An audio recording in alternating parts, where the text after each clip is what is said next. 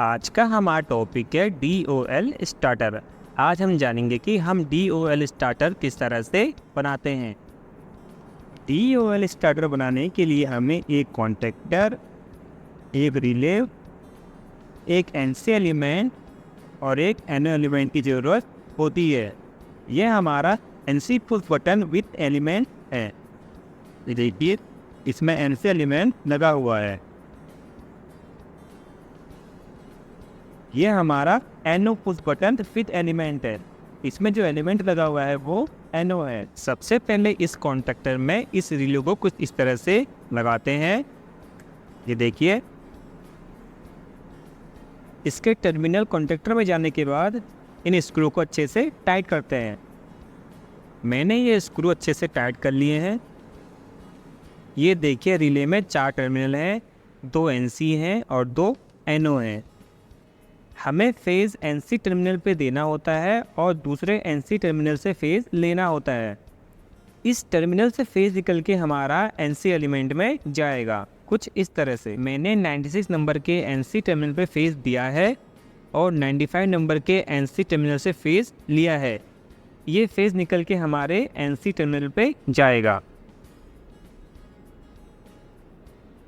ये एक NC push button with element है।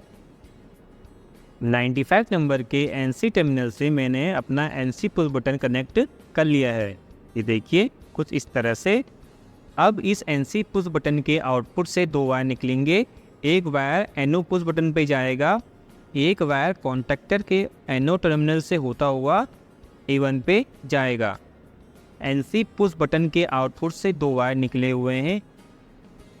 एक वायर NO पुश बटन के टर्मिनल पे लगा दिया है और एक वायर, ये देखिए, एक वायर कॉन्टेक्टर के NO टर्मिनल पे लगा दिया है। अब इस NO टर्मिनल के आउटपुट से एक वायर निकलेगा जो A1 टर्मिनल पे जाएगा। कॉन्टेक्टर के NO टर्मिनल के आउटपुट से वायर निकाल के A1 टर्मिनल पे लगा दिया है। अब NO पुश बटन के आउटपुट से एक वायर निकलेगा, 4 नंबर से एक वायर निकलेगा जो कॉन्टेक्टर के NC टर्मिनल पे लगेगा। कॉन्टेक्टर के NC टर्मिनल के आउटपुट से एक वायर निकल के A1 टर्मिनल पे जाएगा। NO पुश बटन के आउटपुट से एक वायर निकला है जो सीधा कॉन्टेक्टर के NC टर्मिनल पे गया है। कॉन्टेक्टर के NC टर्मिनल के आउटपुट से वायर निकल के A1 टर्मिनल पे गया है। ये देखिए कुछ इस तरह से। मैंने इस कॉन्टेक्टर में फेज़ A1 टर्मिनल पे दिया है और A2 टर्मिनल पे न्यूट्रल दूंगा। अब इस DOL स्टार्टर को चेक कर लेते हैं। पहले हम देख लेते हैं कि यह कॉन्टेक्टर किस तरह से काम कर रहा है।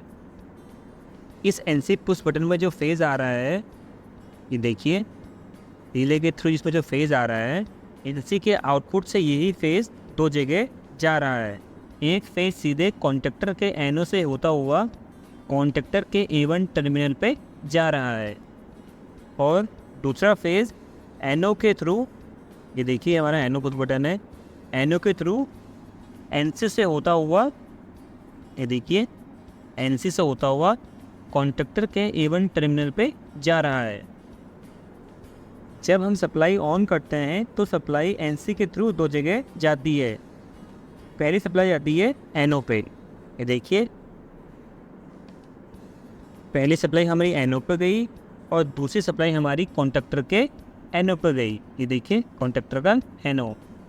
जैसे ही हम NO पुश बटन को प्रेस करेंगे तो सप्लाई कॉन्टेक्टर के NC से होते हुए कॉन्टेक्टर के A1 टर्मिनल पे चली जाती है, जिससे हमारा कॉन्टेक्टर होल्ड हो जाता है। जब हमारा कॉन्टेक्टर होल्ड हो जाता है उस कंडीशन में हमारा जो ये NC है ये हमारा NO हो जाता है और जो सप्लाई हमारी NC के थ्रू जा रही है कॉन्टेक्टर के NO पे, वो NC होते हुए सीधे A1 पे पहुंच जाती है, जिससे हमारा कॉन्टेक्टर होल्ड कंडीशन में रहता है। एक्शन हम कुछ इस तरह भी कर सकते हैं। NC के बाद जो फेज़ आ रहा है NO में, वो फेज़ NC में ना दे के सीधे A1 टर्मिनल पे दे सकते हैं। तो हम ये चेक कर लेते हैं कि रिले के NC टर्मिनल पे फेज़ आ रहा है। ये देखिए टेस्टर ग्लो हो रहा है, इसका मतलब यह है कि NC टर्मिनल पे फेज़ आ रहा है।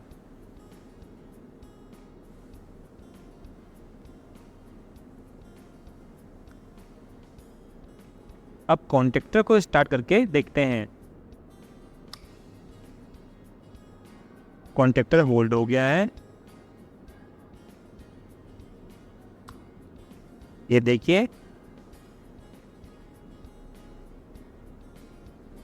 NO पुश बटन को प्रेस करते ही कॉन्टेक्टर होल्ड हो रहा है और NC पुश बटन को प्रेस करते ही कॉन्टेक्टर अनहोल्ड हो रहा है। ये देखिए जैसे ही मैं NO पुश बटन को प्रेस करता हूँ मेरा कॉन्टेक्टर होल्ड हो रहा है, ये देखिए। और NC को प्रेस करते ही कॉन्टेक्टर अनहोल्ड हो रहा है।